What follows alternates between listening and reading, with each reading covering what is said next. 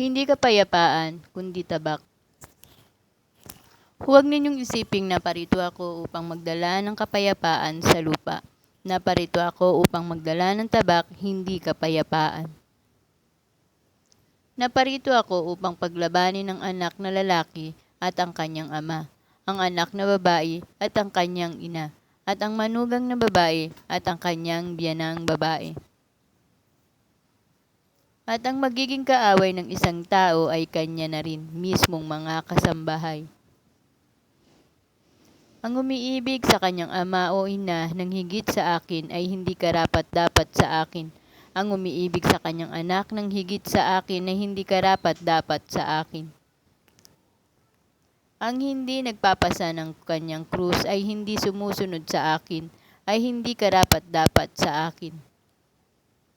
Ang nagsisikap magligtas ng kanyang buhay ay mawawalan nito, ngunit ang mawala ng kanyang buhay alang-alang sa akin ay magkakamit nito.